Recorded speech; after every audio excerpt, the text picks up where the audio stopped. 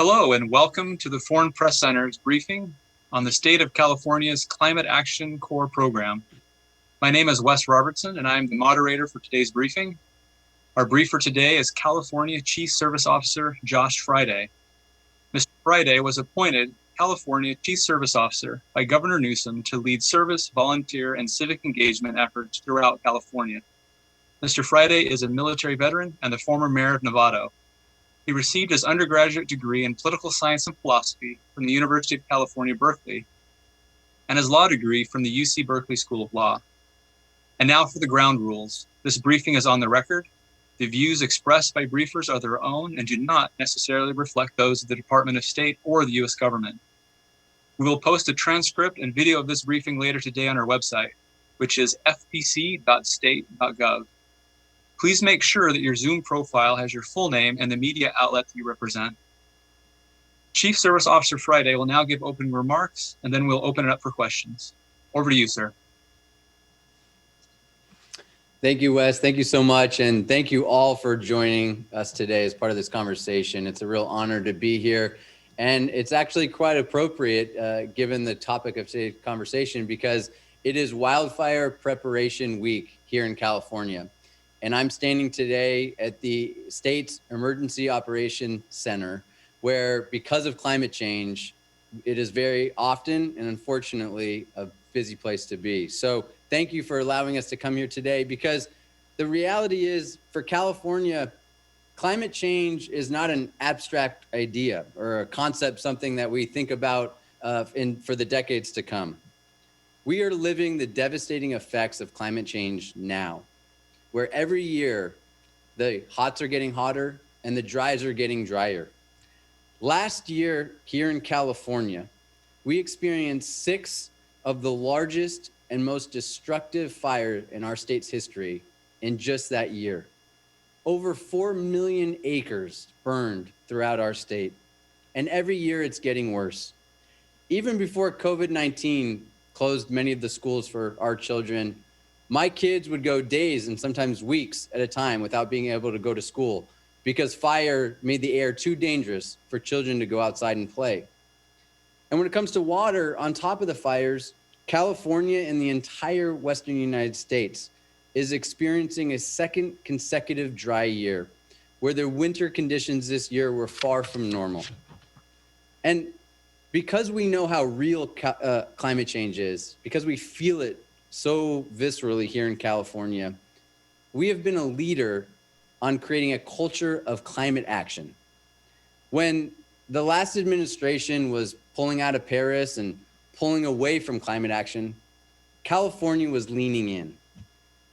Governor Newsom took historic action, directing the state to require that by 2035, all new cars and passenger trucks sold here in California must be zero-emission vehicles. This joined 15 countries that have also committed to phase out gasoline-powered cars and using our market power to push zero-emission vehicle innovation and drive costs down for everybody. And in just the last couple weeks, Governor Newsom initiated regulatory action to end new permits for fracking by the start of 2024. And although California has taken these steps and many more to lead on climate policy, Governor Newsom and our leaders here know that government policy alone isn't enough. That if we're going to create a culture of climate action, and if we are deeply committed to addressing this issue, we must harness the power of our most important asset, the 40 million people who call California home. And we must engage everybody to be part of the solution. So my office, which is California Volunteers, Office of the Governor, is the state office dedicated to service and volunteerism and civic action to empower our communities to help solve our biggest problems, like climate. And it should be no secret that now in America, we have become deeply divided, politically, socially, economically. We are too often disconnected and distrustful. And as a result, we often become paralyzed and unable to come together to solve our biggest issues like climate. So what California volunteers and Governor Newsom believe, and we're also seeing this leadership from President Biden and his administration, is that service and volunteering and civic action has the potential to bring people together from all different backgrounds and perspectives to solve problems around a common mission and a common purpose. And our hope is to empower people to be able to take action in their own community and work side by side with people of all backgrounds to get things done. And I personally had the experience and the opportunity to witness the impact of service, the power of service, when I had the great fortune of being stationed in the United States Navy in Yokosuka, Japan. And we absolutely loved living in Japan. And on top of my son being there and many other great things happening, I got to witness the power of people coming together from all backgrounds and all perspectives and all beliefs to accomplish extraordinary things together. And Governor Newsom has doubled down on this particular approach to addressing climate and many other issues in our state. He created a cabinet-level position for service while investing in opportunities for people to serve and to come together. And when it came to climate specifically, he launched the California Climate Action Corps, which is what we're here to talk about today. It's a first-in-the-nation statewide effort to empower all Californians to take climate action. Now, creating opportunities for people to come together and solve big problems is not a new concept for us. In fact, in many ways, it is built into the very fabric of our country. It's a part of our history, our tradition. It's deeply embedded in our culture. Yeah, we can remember and look at great examples where Americans have historically answered the call to serve when they were asked to by our leaders. In the height of the Depression, Franklin Roosevelt created as a key part of his New Deal program, the Civilian Conservation Corps, which was set up to hire young men and help them rebuild our forests and build important infrastructure throughout our country. 3 decades later, we can remember in the 1960s, John F. Kennedy creating the Peace Corps and famously inspiring Americans to ask not what your country can do for you, ask what you can do for your country. With climate now in California as an existential threat to not just this state, but our planet and our species, Governor Newsom has said, no state has mobilized and organized citizen climate action at scale. California's Climate Action Corps not only aims to do that, but to serve as an inspiration for similar action across the country and globe. Those were his words. Recently, President Biden also proposed $10 billion to create a civilian climate corps to put a new and diverse generation of Americans to work, doing things like conserving our public lands, bolstering community resilience, and advancing environmental justice. And if that comes to be, we are so excited to work with his administration on building that out. So let me walk through for just a couple minutes how the California Climate Action Corps actually works. We are currently recruiting and deploying Climate Action Corps fellows and organizers in frontline communities around the state. These organizers will serve for a period of time that they commit to, whether it's a summer or a 7-month program or up to a year. They will receive a stipend and a scholarship for college. And in this first year, 300 fellows will be placed around the state. And we hope and we expect that in the years to come, that'll be thousands. The fellows are going to be placed in local communities with state and local government agencies, nonprofit organizations, and universities and colleges, where they will focus on developing and implementing climate action projects and organizing their communities. They're going to be placed in diverse parts of the city and state, urban and rural, suburban, north and south, coastal and central. And these fellows will focus on a variety of climate projects in their communities. Things like urban tree planting, which is especially important in heat islands and addressing historically underserved communities where tree canopies or honestly lack thereof is also an important social justice issue. The fellows will also be focusing on edible food recovery and redistribution, which is important because in California alone, we throw away more than 6 million tons of food every year. And for every 2.5 tons of food, that is equivalent of taking one car off the road. And of course, here in California, as we talked about in the beginning, this is Wildfire Preparation Week, we are focused on protecting high-risk communities from wildfires.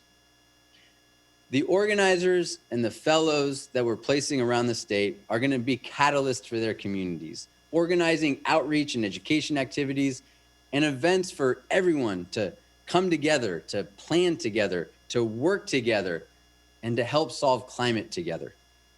Which brings us to the second important piece of the Climate Action Corps, volunteering. We are building a statewide tech hub of volunteer activities for people to volunteer and find organizations to engage with throughout the entire state. You'll be able to put in your zip code and find an organization near you that you can sign up to volunteer. And finally, the Climate Action Corps will also engage Californians with simple actions that they can take or you could take today from the comfort of your own home. Things that have a meaningful impact on climate, but can be done by individuals today. Things like conduct home energy consumption assessments or self-energy audits. Protect yourself from fire by hardening your home or clearing defensible space. Donating unused food and composting. Planting trees. Unplugging electric devices when you're not home or don't need them. Conserving energy, and of course, many others. Our hope with this whole approach, with organizing in the community, with sparking volunteer opportunities for people to work together and come together, and for inspiring action with every Californian, is to create climate opportunities for everyone. So that whether you have an hour to give or a year to give, you can be part of the solution. The French writer Alexis de Tocqueville famously observed in his book, Democracy in America, he said, "I have often seen Americans make large and genuine sacrifices to the public good. And I have noted on countless occasions that when necessary, they almost never fail to lend one another a helping hand." When it comes to the magnitude of this crisis for our state and our planet, we need everyone to lend a helping hand to be part of the solution. And our hope is that with the Climate Action Corps, out of this crisis, we create community, healthier communities, safer communities, and more united communities. It's really an honor to be with you here today, and I would be happy to answer any questions if you have any.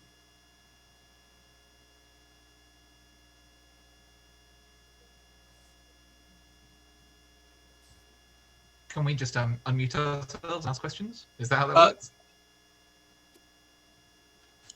No, so, okay, thank you very much for those remarks. Really appreciate you taking the time to be with us today. If you have questions, please go to the participant field and virtually raise your hand, and then we'll call on you and ask you to mute yourself. You can also submit a question via the chat box. If you have not already done so, please take the time now to rename your Zoom profile with your full name and the name of your media outlet. So the first question I see is from Lawrence Dobbs from the Daily Telegraph. You can go ahead and unmute yourself and ask your question. Hello, thanks very much for the opportunity. I am really curious about your remarks both about other states and sort of hoping that others will follow this example, and about wanting to bring people together and bridge partisan divides with this. Those two things kind of go together, and maybe that's two questions. One is, what kind of response and openness have you seen from other state leaders, especially Republican state leaders, to doing similar programs like this, or taking similar initiatives in their state, or just working with yours in a productive way, right? And then the second question that's linked to that is, climate change still in many cases is a partisan issue, perhaps less so than it was before. But I can easily see how some Republicans might want to frame a program like this as a sort of politicized, sort of private force by a Democratic governor. There's already a sort of perhaps a little bit of a fringe line about it, but it's sort of there's an attack line about California being this sort of corrupt Democratic fiefdom. And I wonder, how do you ensure that this actually does bridge partisan divides rather than becoming new fodder for sort of increasing them over climate changes? Thank you. Yeah, thank you for the question. And to start off, we've been really touched and inspired by the reaction we've gotten from other states and other state leaders, including other mayors from around the country who want to learn from the model that we're creating and want to think about how to do it themselves. We're also very encouraged by the Biden administration's willingness and desire to create a civilian climate action corps that empowers and brings people together to solve climate. Well, let me share, if I could, our experience here in California, because I think it helps inform what is possible in America around this issue, and gets to the heart of your question. I was in Fresno a couple of weeks ago, where we're piloting one of our programs this year, and we did an event that on a Saturday morning. It was warm out. It was one of the first events in the COVID era where people are starting to gather in a safe distance outside. And there were 1,200 volunteers in the city of Fresno, a place that is not considered a liberal bastion of California, that we're doing an event around beautifying Fresno, where we planted hundreds of trees, where we worked on a community garden. And it was led in partnership with the mayor of Fresno, who was recently elected, is a Republican and a former law enforcement leader in his community. He has embraced and is championing the Climate Action Corps model because he understands that it's critical for dealing with some of the issues he faces in his community around beautification, around lack of tree canopy. And he sees that by investing in service, by investing in volunteerism, by asking people to step up and serve, that helps his community and the goals of the entire Fresno area. And so I share that example to demonstrate that this can and should be a way for us to come together to say, we can help solve and focus on our local priorities, which is how we've designed this program, so that mayors and nonprofits and universities and businesses can look at what is facing their community, the issues that they're dealing with, and they can use the power of service and volunteerism and civic engagement to solve those issues. So we're very hopeful that we've actually are creating a model that will be embraced across party lines and across all communities who just want to make their community healthier and safer. Thank you. All right, our next question is from Martin Burchardt. If you can go ahead and unmute yourself and ask your question. Yes, thank you very much. I'm the US correspondent for the Danish newspaper Information. Mr. Friedman, very interesting remark about Fresno, which I know I've been there a couple of times. I wanted to ask you just to elaborate on what you said in regard to food supply. I really didn't get exactly what would be the impact of whatever is planned for these volunteers to deal with in terms of the local food supply. What would be the impact on the positive impact on climate change? Thank you for that question. When we were doing the research around creating the Climate Action Corps and the due diligence on what could we actually empower people to do that would have a meaningful impact on climate. And one of the interesting things that popped up that surprised even me is the impact of food waste on climate. So one of the fact I shared is that every year Californians, just our state, throw away whether it's individuals or restaurants or grocery stores, 6 million tons of food waste. For every 2.5 tons of food waste that is saved, that's the equivalent to taking one car off the road. So California, through Cal Recycle, which is a state agency of California, has set very ambitious goals to reduce food waste in our communities as a way of hitting California's state climate goals. And each community, many communities, cities, and towns also have their own goals to reduce food as a climate issue. Now, it has an interesting also impact of the connection between climate and equity, where it also allows us to deal with food insecurity, which has become as we all are witnessing, a tremendous problem in America, and something that our governor and the president is taking very seriously and investing in. I was just at a program last week called White Pony Express in a low-income community in Concord, California, where this particular organization had saved 17 million pounds of food waste that they redistributed to people in need. That in and of itself has a significant climate impact on our state. So what we are having our fellows do, what we're asking volunteers to do, and what we're doing through education and outreach activities is to learn how to compost. Some of our fellows are helping the city of San Jose create a compost system. We're working with nonprofits that are doing outreach and education about how individual families and restaurants and businesses could do better with food waste. So we think this is a really innovative way that not only has a climate impact, but literally every Californian can be part of the solution. I think one of the things that we can get wrapped up in climate action and in climate policy is it becomes so global that we become paralyzed. We say it's too big of an issue.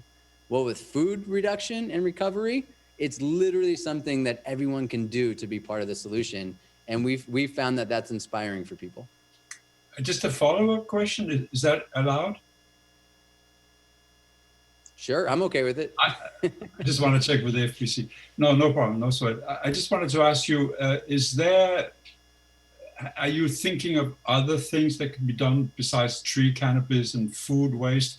I'm thinking of conserving energy by way of improving insulation of buildings. There you can have volunteers work on that as well. Yes, absolutely. So I love that question because it also allows me to highlight that we're in year one. So we've identified projects that we could get going right away, but that also really are accessible for everyone. We absolutely, and we've already had interest from many communities and mayors around the state of California who want us to work on solar projects, energy conservation projects, and a whole host of other sustainable agriculture, community gardens. There's a variety of opportunities for people to engage in climate action. What we're doing that is new and what we're trying to accomplish here is to invest in creating the opportunities for everyone to engage and be part of the solution. And that's what we think is really exciting. Thank you.